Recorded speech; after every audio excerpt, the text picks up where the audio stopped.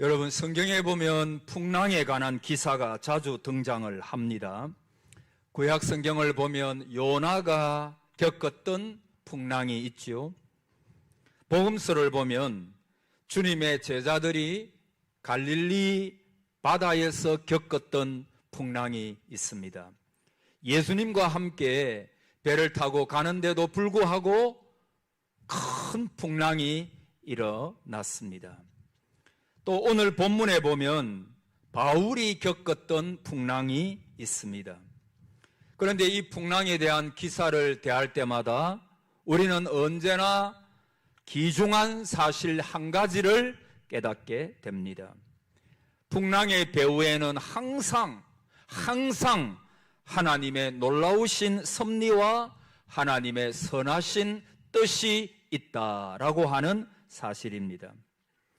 요나의 경우를 한번 살펴보십시오. 하나님께서 선지자 요나에게 너는 저 니느웨에 가서 복음을 전파하라, 니느웨에 가서 외치라 라고 하는 말씀을 주셨습니다. 요나는 니느웨에 가서 복음을 외쳐야 합니다. 왜냐하면 그 니느웨 성이 사느냐 죽느냐, 그것이 이 요나의 회개의 복음에 있었기 때문입니다.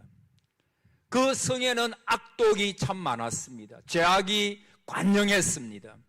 그래서 그들이 요나의 복음을 듣고 하나님께로 돌아오면 사는 것이고, 그러나 요나의 말씀을 듣지 아니하고 돌이키지 아니하면 그 성은 하나님께서 멸망시키실 것입니다. 이렇게 중요한 복음을 가지고 요나가 가야 했음에도 불구하고 요나는 니느웨에 가지를 않았습니다. 그 니느웨는 이스라엘 민족을 괴롭히는 아수르라고 하는 나라의 수도였거든요. 그래서 요나는 거기 가가지고 복음을 외치기가 싫었습니다. 그 니느웨가 망하든 말든, 그 니느웨 성 사람들이 어떻게 되든 이 요나의 마음에는 그것이 문제가 아니었습니다.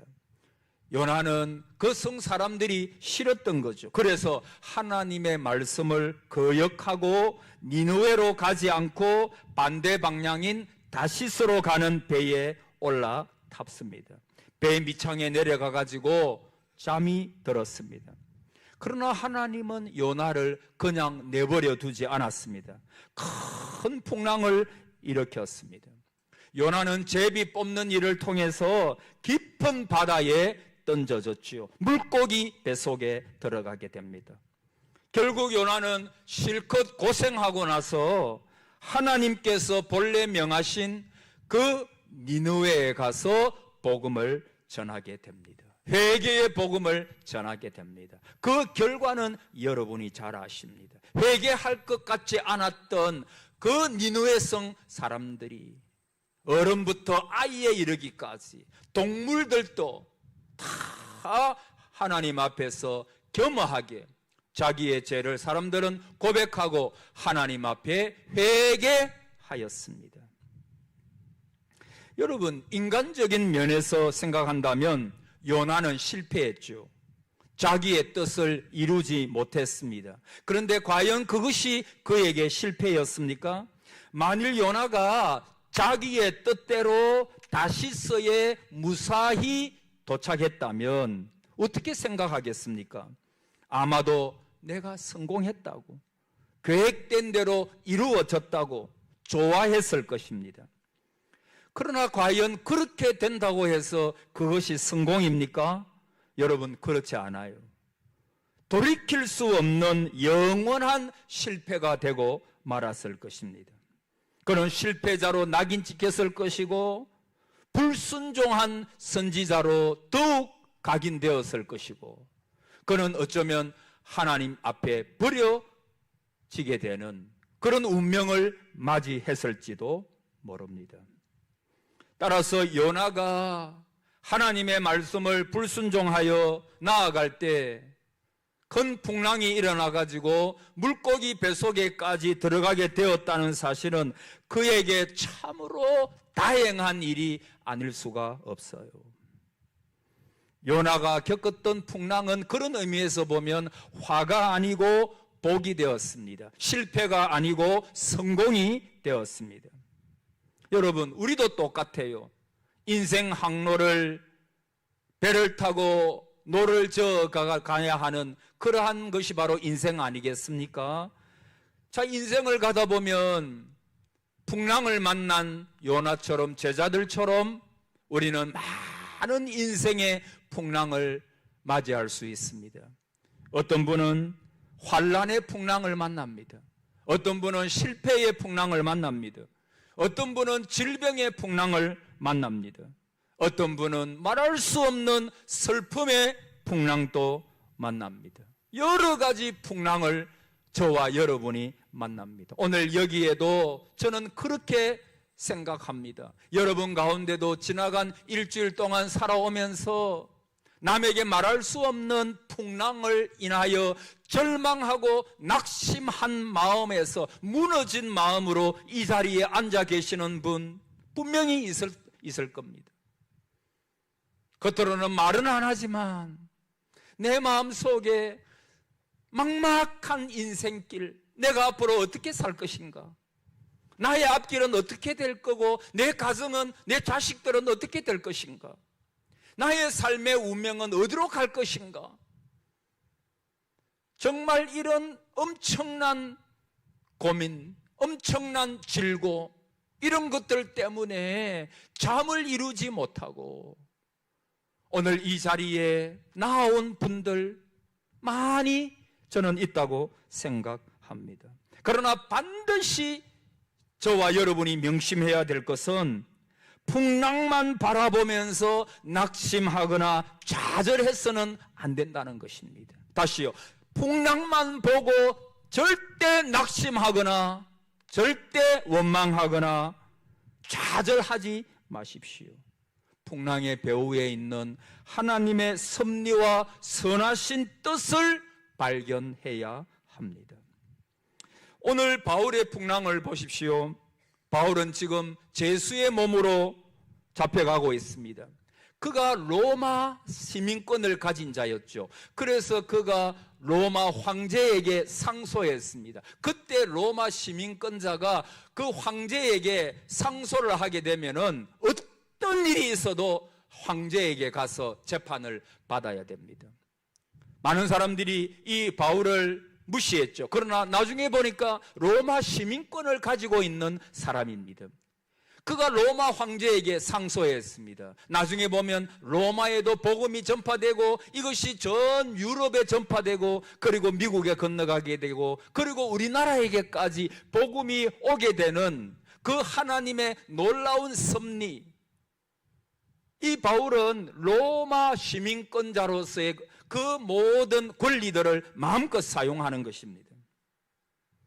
그러나 그는 지금 죄수의 몸으로 그 배에 몸을 실었죠. 배를 타고 로마의 가이사 앞에 가가지고 재판을 받습니다. 여러분, 거기에는 선장과 선주와 뱃사공, 바울을 호송하는 로마 백부장이 타고 있습니다. 여러 명의 군사도 타고 있고 죄수들도 타고 있습니다. 특별히 그 배는 상선이라 그랬거든요. 그러니까 무역을 하면서 돈을 버는 많은 사람들이 그 배를 타고 있습니다. 총 몇 명이 탔다고 말씀하나요? 276명이나 되는 많은 사람들이 그 배에 타고 있습니다. 그런데 이 배가 해변을 지날 때에 갑자기 유라굴로라고 하는, 여러분 이 유라굴로라고 하는 것은 뭐 일반적으로 우리나라에 다가오는 태풍의 이름같이 그런 것이 아니고 유라굴로, 동쪽 북쪽 그런 뜻이에요. 그러니까 동북쪽에서 불어오는 바람 그런 뜻이거든요. 하여튼 이 유라굴로라고 하는 동북쪽에서 바람이 불어오니까 그것은 다시스로 가는 도중인데 그 다시스로 가는 도중에 가지 못하도록 막는 그런 바람이었어요. 굉장한 바람이 불어오고 있습니다. 하늘에 해와 달과 별이 보이지 않습니다. 그래서 여러 날 동안 캄캄한 어두움 가운데 지나게 됩니다. 사공들은 배를 가볍게 하려고 배 안에 있는 짐을 다 바다에 던져버려요. 배의 기구까지 던졌다고 말합니다. 그러나 아무 소용이 없습니다. 부질없는 짓입니다. 구원의 여망이 다 사라져 버렸어요. 모두가 다 좌절과 절망 속에 몸부림치고 있습니다. 그런데 여러분, 단 한 사람, 제수의 몸이었던 사도 바울은 달랐습니다. 그는 담대히 일어나가지고 오늘 이렇게 말씀하고 있습니다. 여러분이여 안심하시기 바랍니다. 여러분이여 안심하시기 바랍니다. 어젯밤에 내가 섬기는 하나님의 사자가 내 곁에 나타나서 분명하게 말씀하셨습니다. 우리의 생명에는 지장이 없습니다. 단지 우리가 타고 있는 이 배만 손상을 입게 됩니다. 그러니 안심하시기를 바랍니다. 여러분 한번 따라해 보실래요? 여러분이요 안심하십시오. 그가 하나님의 말씀을 들었거든요. 여러분 옛날에 어릴 때 읽은 책 중에 김용기 장로님이라고 가나안 농군학교, 옛날에 이 새마을 운동의 효시가 바로 이 가나안 농군학교예요. 그 박정희 대통령이 가나안 농군학교에 방문해가지고 그것들을 바라보고 새마을 운동을 했다는 그런 말이 있어요. 그 제가 옛날에 고신대학교에 입학했을 때 전 학생들이 그 가나안 농군학교에 가가지고 한 4박 5일 동안 그 MT 비슷하게 오리엔테이션 비슷하게 거기서 훈련을 받았습니다. 거기는 여러분 치약을 써도 1cm 넘어가면 안 돼요. 거기는 돌이 누워져 있으면 그것도 누워져 있으면 안 좋다 해가지고 돌도 이렇게 세워놓는 곳입니다.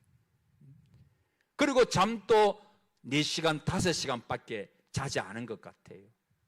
그러나 거기서 많은 학생들이나 많은 농군들이나 많은 직장 다니는 분들, 회사에서 그곳에 와가지고 어떻게 살아갈 것인가, 어떤 자세로 살아갈 것인가, 그 김용기 장로님, 그때는 김용기 장로님이 돌아가셨는데 그 아들 장로님께서 그곳의 교장이었어요. 그래서 우리들에게 정신교육, 신앙교육을 받았던 기억이, 그때 김용기 장로님께서 그 책을 썼는데 조국이여, 한번 따라해 보세요. 조국이여 안심하라. 조국이여. 저는 어릴 때 그 말씀이 굉장히 충격으로 다가왔어요. 조국이여 안심하라. 아니 이분이 어떤 분인데 조국이여 안심하라라고 그렇게 말씀하실 수가 있나. 여러분, 그분은 기도의 사람이었어요. 그분은 말씀의 사람이었어요. 하나님의 음성을 듣는 사람이었어요. 내가 기도하고 있기 때문에 조국이여 안심해도 된다. 그가 그렇게 이야기를 했어요. 그것이 제가 어릴 때는 굉장한 충격으로 다가왔어요. 오늘 사도 바울도 그 배에서 풍랑 만난 사람들에게 여러분이여 안심하십시오. 왜냐하면 어젯밤에 하나님께서 내게 말씀하셨기 때문입니다. 여러분, 풍랑의 원인을 조금 살펴보면 바울은 제수의 몸이에요. 이번 항해의 큰 어려움을 예견했습니다. 항해를 만류했습니다. 여러분, 그는 하나님의 사람이었어요. 성령의 감동에 의하여 이번 항해가 큰 어려움이 있을 것이라고 하는 것을 예견했죠. 10절에 말하되 여러분이여 내가 보니 이번 항해가 화물과 배만 아니라 우리 생명에도 타격과 많은 손해를 끼치리라 하되, 그럼에도 백부장은 믿지 않아요. 오히려 선장과 선주의 말을 더 믿었죠. 11절에 백부장이 선장과 선주의 말을 바울의 말보다도 더 믿더라. 선장은 노련한 경험을 이야기하면서 이 정도 상황 같으면 얼마든지 갈 수가 있다고 말을 했습니다. 선주도, 이 선주는 돈을 버는 사람이거든요. 물질을 앞세우는 사람이거든요. 그래서 배를 그곳에 정박해 놓는 것보다는 항해하는 것을 더 원했습니다. 그러니까 여러분, 풍랑의 원인이 뭘까요? 하나님의 말씀보다도 인간의 견문과 물질을 앞세우게 될 때 그것으로 인하여 풍랑을 만나게 된 것입니다. 사랑하는 성도 여러분, 말씀이냐 상황이냐, 진리냐 세상 논리냐, 여러분, 인간적인 것을 자꾸 앞세우면 개인도 가정도 교회도 마찬가지입니다. 물론 경험이 필요하고 지식이 필요하죠. 물질도 필요하죠. 그러나 말씀보다도 그것들을 더 앞세우게 될 때 풍랑이 기다리고 있는 것입니다. 여러분, 하나님의 종들의 말을 귀하게 여겨야 합니다. 꼭 그것이 목사라고 말하는 게 아닙니다. 우리 성도님들 중에도 하나님 앞에 기도 많이 하시는 분들도 있고 우리 교회에 리더십이 있죠. 그분들의 말씀을 무시하면 안 됩니다. 여러분, 안 믿는 사람들이 교회를 핍박하고 또 주의 종들을 폄하하고 주의 성도들을 깔아내리고 그런 경우가 있어요. 여러분, 아브라함을 한번 생각해 보세요. 하나님께서 아브라함을 축복하는 자에게는 내가 무엇을 하고 축복하고, 아브라함을 저주하는 자에게는 내가 뭐하리라? 저주하리라. 자, 따라해 보세요. 축복하는 자에게는 축복하고 저주하는 자에게는 뭐하리라? 저주하리라. 그래서 여러분, 주의 교회를 함부로 폄하하지 마세요. 주의 귀한 종들, 목사뿐만 아니고 교회의 귀한 리더십, 이런 분들에 대하여, 기도하는 분들에 대하여 쉽게 비판하고 너무 그렇게 하지 마세요. 그거 좋은 게 아닙니다. 왜냐하면 하나님이 함께 하시는, 우리는 아브라함의 후손이잖아요. 그래서 아브라함을 축복하는 자에게는 내가 반드시 축복을 내리리라. 그렇게 저주하는 자는 하나님께서 저주하신다 그랬어요. 여러분, 이게 참 무서운 말씀이에요. 무서운 말씀이에요. 여러분, 사도 바울은 어젯밤에 하나님의 말씀을 들었어요. 그리고 그 하나님의 말씀대로 그들에게 말하고 있는 것입니다. 그러나 이 사람들은 하나님의 사람, 기도의 사람, 영적인 사람, 이 바울의 말보다도 선장과 선주들, 세상 논리를 가지고 그것을 더 추구하다가 큰 풍랑을 만나게 되는 것입니다.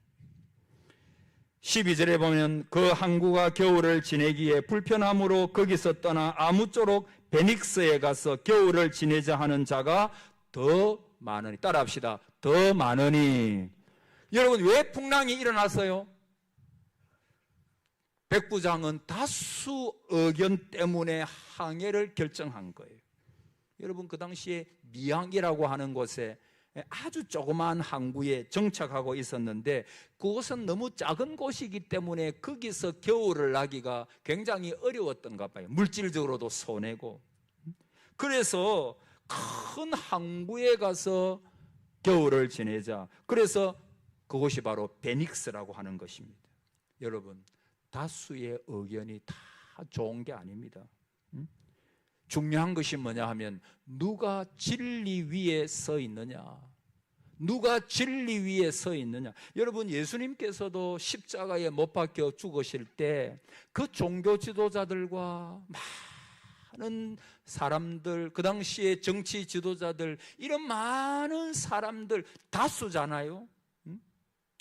여러분, 그 본디오 빌라도 아내가, 그 본디오 빌라도 자기 남편에게 이제 예수님 십자가에 내어주기 전에 이 아내가 꿈을 꾸었다 그러잖아요. 어떤 꿈을 꾸었느냐, 전설에 의하면은 본디오 빌라도에게 고난을 받으사 본디오 빌라도에게 고난을 받으사 십자가에 못 박혀 죽으시고, 이 구절이 수십, 수백, 수천, 수만의 사람들이 외치는 소리를 들었다는 거예요. 그래서 그 아내가 자기 남편 본디오 빌라도에게 이분을 그냥 놓아두라고, 그렇게 저 사람들에게 내어주지 말라고. 그러나 본디오 빌라도는 많은 사람들이 예수를 십자가에 못 박으라 라고 하는 그 이야기를 듣고 나니까 그냥 그 다수의 힘에 그냥 예수 그리스도를 그냥 내어주고 말았던 것입니다. 여러분, 다수라고 옳은 게 아닙니다. 누가 진리 위에 서 있느냐? 여러분, 종교개혁자들도 다수가 아니에요. 그들은 소수였습니다. 그러나 그들은 하나님의 말씀 위에 서 있었거든요. 진리 위에 서 있었거든요. 그래서 진리는 반드시 승리하거든요. 하나님께서 은혜를 주셔서 그 종교개혁을 성공할 수 있도록 그렇게 하셨잖아요. 여러분, 진리 위에 살아가는 삶이 참으로 복된 삶이에요. 진리 따라 살아가는 삶이 참으로 지혜로운 삶이에요. 여러분, 13절에 보니까 남풍이 순하게 불매 그들이 뜻을 이룬 줄 알고 닷을 감아 그레데 해변을 끼고 항해하더니, 여러분, 출항하니까 남풍이 굉장히 순하게 불어요. 출항은 성공적이었습니다. 그러나 그들은 착각했죠. 그것이 성공이라고 그렇게 생각을 했습니다. 순탄한 출항 때문에 저들은 속고 말았습니다. 일시적인 성공, 순하게 부는 남풍은 그들의 안전을 결코 지켜주지 못했습니다. 오히려 큰 풍랑으로 인도하는 하나의 미끼가 되고 말았습니다. 여러분, 달콤한 세상 가운데서 하나님의 뜻대로 살지 아니하고 세상과 연락하면서 살아가는 삶은, 그것이 아주 재미가 있고 기쁘고 좋은 것 같을지라도, 그러나 그 삶은 결국에는 파멸의 길로 인도하는 삶입니다. 늘 제가 말씀드린 대로 요셉은 감옥에 있었지만은 형통하였더라, 그렇게 말씀하셨다 그랬잖아요. 하나님의 길에 있는 것이 그게 바로 형통입니다. 하나님의 말씀대로 살아가는 그것이 바로 형통입니다. 여러분, 자, 이 풍랑에 대하는 자세에 대해서 마지막으로 생각해 봅시다. 모두가 다 같이 풍랑을 겪고 있습니다. 모두가 다 해와 달과 별을 보지를 못합니다. 바울은 제수의 몸이에요. 두 발엔 수갑이 채워져 있고 바울이 훨씬 더 어려운 형편에 처해 있습니다. 그러나 바울은 절망하지 않습니다. 분연히 잃었습니다. 반면에 나머지는 다 절망 가운데 있습니다. 왜 차이가 있을까? 여러분, 잘 기억하십시오. 나머지 사람들은 풍랑만 보았기 때문입니다. 풍랑만 볼 때 절망합니다. 풍랑만 볼 때, 여러분 자신을 볼 때 절망하게 돼 있어요. 여러분, 하나님을 바라봐야 돼. 이것이 바울과 다른 사람들의 차이입니다. 바울아, 두려워하지 말라. 내가 가이사 앞에 서야 하겠고 또 하나님께서 너와 함께 항해하는 자를 다 내게 주셨다 하였으니 두려워하지 말라. 바울은 하나님의 음성을 들었어요. 하나님을 바라보았어요. 따라합시다. 두려워하지 마라. 두려워하지 마라. 여러분, 옛날에 리차드 범브란트 목사님 제가 많이 이야기했죠. 루마니아 공산당 시절에 감옥에 무려 14년간 갇혀 있었습니다. 그런데 중요한 것은 그가 14년간 그 감옥에 갇혀 있으면서 온갖 고문과 협박과 좋지 못한 말들을 너무 많이 들었습니다. 그분이 한국에 전에 왔는데 한국에 와가지고 자기의 그 고문 당한 흔적들을 보여준 적이 있습니다. 온 몸이 고문의 흔적이었습니다. 여러분, 그분도 얼마나 두려웠겠어요. 그러나 그 14년 동안 감옥에, 여러분 말이 14년이지 14년 동안 그 협박당하고 고문당하고 그 고통스러운 감옥에서 언제 자기의 목숨이 죽을지 모르는 그런 가운데 하나님만 의지하면서 그 감옥에 있기가 그게 쉽겠어요? 그래서 우리 잘 아는 대로 그 리자트 범브란트 목사님이 성경을 읽다가 성경은 읽을 수 있도록 두었는가 봐요. 그래서 그 성경을 읽다가 두려워하지 말라라고 하는 말씀이 몇 번 나오는지를 자기가 헤아려 봐요. 왜 두려워하지 말라라고 하는 말을 헤아렸을까요? 두렵기 때문에. 두렵기 때문에. 저도 인생을 살다 보면 두려운 일들이 참 많이 있어요. 어떤 때는 순식간에 사탄이 두려움을 집어넣어 가지고 부담스럽게 만들고 두려워하게 만들고 불안해하게 만들고, 여러분 가운데 그런 분들이 있을 수 있잖아요. 나를 불안하게 하는 절망스러운 일들이 우리 가운데는 누구나 있을 수가 있어요. 그러니까 이 리차드 범브런트 목사님도 너무나 두려웠기 때문에 그 두려워 말라라고 하는 말씀이 몇 번 나오는가를 찾아본 거예요. 그러니까 365번 그렇게 두려워하지 말라, 이 말씀이 나오더라는 것입니다. 하나님께서 매일매일 내가 너와 함께 하니까 리차드 범브란트야, 결코 두려워하지 말라. 그도 연약한 목사님이었지만 14년을 저는 그거 보면서 참 대단하다, 인간적으로 대단하다. 근데 여러분, 인간적으로 대단한 것이 아니라 하나님께서 그를 두려워하지 말라, 놀라지 말라, 내가 너와 함께 하겠다. 하나님께서 함께 하시는 증거들을 하나님이 막 보여주시니까 이분이 믿음을 잃지 아니하고 14년 동안의 협박을 이기고 고문을 이기고 나중에 하나님의 지하운동이라고 하는, 하나님께서 어떻게 역사하셨는가를 그 책에서 아주 소상하게 말씀하고 있는 것입니다. 여러분, 바울과 실라가 그 감옥 속에서 두려웠을 거예요. 두려웠을 거예요. 그러나 그 두려움이 변하여 내 기도 되었고 내 한숨이 변하여 내 노래 되었네. 그 두려움 가운데서 바울과 실라가 누구를 바라봤겠어요? 자기들과 함께 하셨던 그 하나님, 지금 또 함께 하시는 그 하나님의 임재를 그들은 느꼈을 거예요.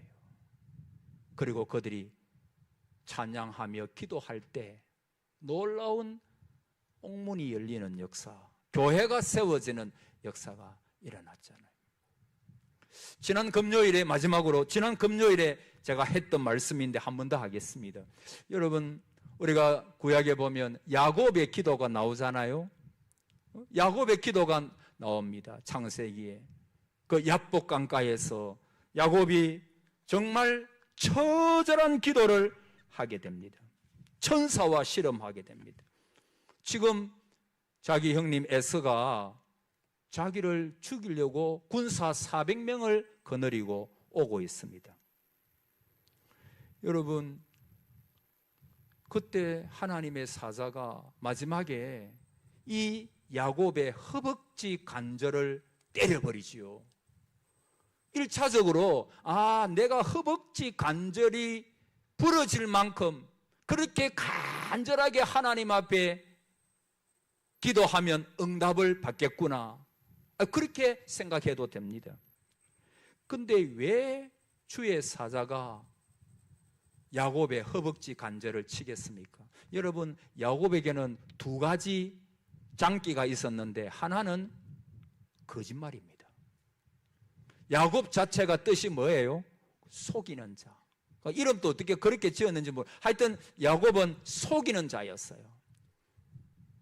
잘 사람들을 속였습니다. 거짓말장이었어요. 그게 많았어요. 근데 또 하나가 뭐냐 하면 달리기를 잘했습니다. 그래서 그가 브엘세바에서 루스에 이르기까지 거기서 이제 돌베개를 하고 잠을 자잖아요. 근데 그 거리가 굉장히 먼 거리예요. 근데 그거를 하루 만에 그가 달립니다. 그러니까 이 야곱은 달리기를 굉장히 잘했어요. 이 야곱이 형 에서가 자기를 죽이려 온다는 이야기를 듣고 깨를 내줘요. 그래서 먼저 육축들을 떼를 나눠가지고 먼저 보냅니다. 이게 한목에 다 이를 수 있으니까 먼저 보내요. 그리고 두 번째로 여자와 아이들을 걸음이 늘으니까 보냅니다. 그리고 이제 야복 강가에 야곱 혼자 남은 거예요. 야곱이 하나님 앞에 기도했을 겁니다. 하나님, 형 에서가 나를 죽이고자 오는데 내가 다른 것들은 다 먼저 보냈습니다. 다 먼저 보냈습니다. 하나님, 나를 좀 불쌍히 여겨달라고. 근데 여러분, 이 야곱의 마음속에 아마 그런 게 있었을 거예요. 하나님께서 은혜를 주시면 감사하고 혹 그렇지 않더라도 자기가 달리기를 잘하니까 응답이 안 되면 자기가 막 빨리 달려가가 먼저 두 때는 여자아이들은 육축은 먼저 보냈으니까 자기가 막 달리기로 막 도망가면 됩니다. 뭐 이런 생각도 그에게 있었을 거예요. 근데 여러분, 그런 마음을 가지고서는 간절한 기도가 안 됩니다. 여러분, 간절한 기도는 테러를 차단해야 됩니다. 군인들이 배를 타고 강을 건넜으면 배를 불태워 버려야 됩니다. 그러면 간절해져요. 왜냐하면 이제는 한 길밖에 없거든요. 하나님께서 그 주의 사자 천사가 마지막 순간에 이 야곱의 허벅지 관절을 쳐버렸습니다. 여러분, 이제는 차선책이 없어요. 뭐만 남았습니까? 하나님의 도우심이 없으면 나는 죽습니다. 이것만 남은 거예요. 그러니까 허벅지 관절이 치게 되니까 기도가 간절하지 않을 수 있어요. 내가 뭔가 차선책이 있으면 뭐 기도가 그냥 그렇게 안 해주셔도 제가 또 제 방법이 있습니다. 기도가 간절히 안 돼요. 근데 여러분, 허벅지 관절을 쳐버렸으니까 아무리 달리기를 잘하는 야곱이라도 이제는 도망갈 수가 없어요. 하나님께서 에스의 마음을 바꾸시든지 뭐 어떻게 하시든지 하나님께서 방법을 내시지 않아요. 그래서 그때부터 이 야곱의 기도가 간절해져서요. 하나님 도와주옵소서. 하나님의 은혜가 아니면 내 인생 끝납니다. 내 인생 이제는 희망이 보이지 않습니다. 하나님, 나를 좀 도와주세요. 그때 간절한 기도, 정말 간절한 기도, 눈물의 기도.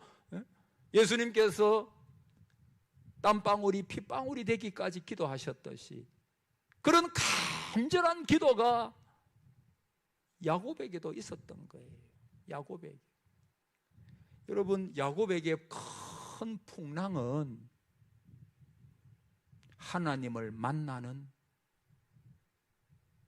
하나님을 체험하는, 그리고 에스의 마음도 하나님께서 녹여버리시고 그의 모든 인생을 새롭게, 그래서 그 이름도 야곱에서 이스라엘로 바뀌어지는 브니엘의 새아침, 하나님의 얼굴을 보는 브니엘의 새아침이 되는 그러한 은혜를 받았잖아요. 사랑하는 여러분, 사도 바울은 절망적인 순간, 구원의 여망이 없는 그 순간에도 어젯밤에 하나님께서 나에게 말씀하셨다는 거예요. 하나님을 만난 것입니다. 하나님의 음성을 들은 것입니다. 오늘 저와 여러분도 마찬가지입니다. 우리 모두가 다 아까 말씀드린 것처럼 절망스럽고 눈물 나고 슬프고 질병 때문에 앞이 막막하고 힘들고 살아갈 소망조차 다 끊어지는 듯한 그런 마음으로 여기에 나와 계신 분이 있을 겁니다. 우리 모두가 다 그런 심정 아니, 하나님의 은혜가 아니면. 그래서 사도 바울은 오직 하나님만 바라보. 여호사밧이 오직 주만 바라보네. 자, 따라하고 마칩시다. 오직 주만 바라보나이다. 여러분, 주를 바라볼 때 온전히 바라보십시오. 온전히 그분을 의지하십시오. 그분에게 온전히 기대십시오. 그분이 아니면 나에게 소망이 없습니다.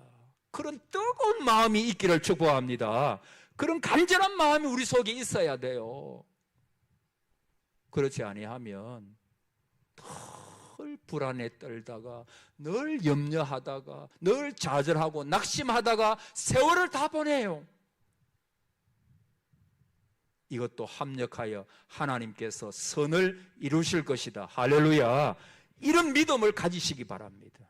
이 믿음, 반드시 하나님은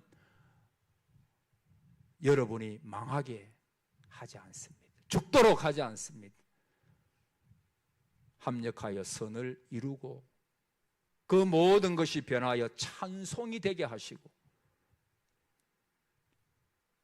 하나님의 놀랍고 큰 은밀한 일을 보여주시는 그러한 일이 될 것이니 이 믿음으로 승리하는 우리 모두가 되시기를 축복합니다. 아멘.